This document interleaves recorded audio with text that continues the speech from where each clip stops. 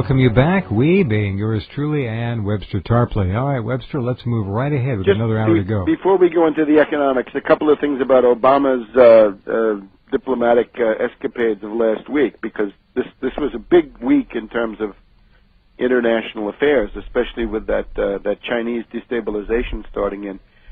Obama in Russia, I think it's fair to say he bombed.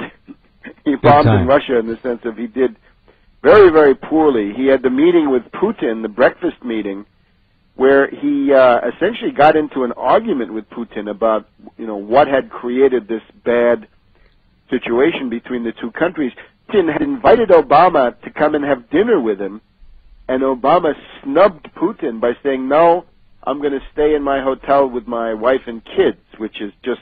This goes back to what you said idiotic. Over 2 years ago on this program. The man is a megalomaniac in residence. His ego and arrogance know no limits. I mean, this is amazing egocentrism on the run.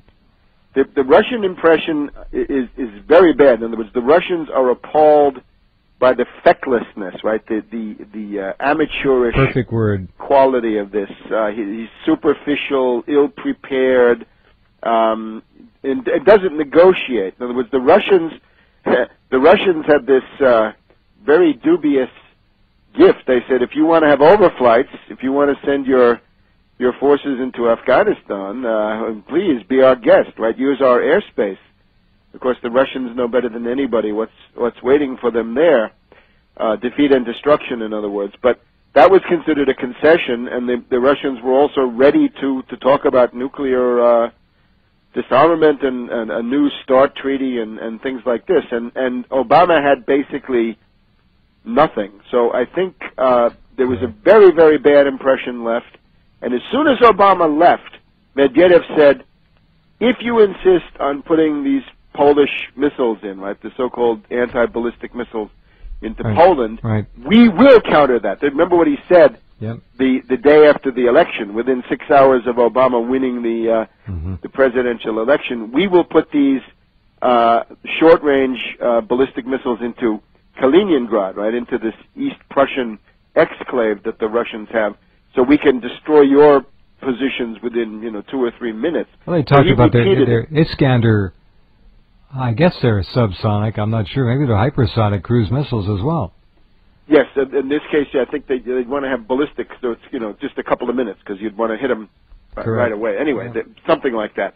So the spokesman for Putin was interviewed, and he said that the U.S. still claims that Russia was the aggressor against Georgia almost a year ago. And remember, the Obama position is now, if Iran gives up their nuclear weapons, then the U.S. will not build the Polish missile. So it looks like they're on track to put in the Polish missile. So that's bad. At G8, I think the main things about the G8 are that President Hu of China had to leave because of this attack on his country, which he took very seriously. The second thing, that nothing was done against derivatives or speculation or fictitious capital or any of this stuff, which is causing the depression. Essentially, on the world economic depression, they punted. They couldn't have been less able. But the one thing that Obama tried to do was to impose this strangulating, suffocating yoke of some kind of global warming restrictions. He wanted to impose this on China, India, and Brazil. And in particular, in a meeting with Lula of Brazil, Lula said, no, we're not going to accept any of this. This is a very big defeat, because the idea was that Obama, the peace angel, with his personal magnetism, would hypnotize Brazil, China, India, places like this, third world countries in general, and get them to knuckle under to these restrictions, which essentially mean that they can't develop, that they're frozen in eternal underdevelopment. So they've all said no to that. And that means then that this Copenhagen conference in December, which is supposedly going to be the great moment for the global warming freaks, is going to be a failure unless something changes quite radically.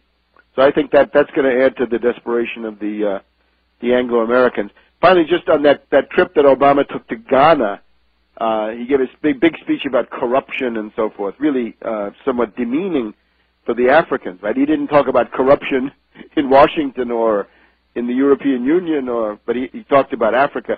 But the other thing was, the future of Africa depends on the Africans. And, of course, the subtext to that is, not the Chinese. Kick the Chinese out. Get the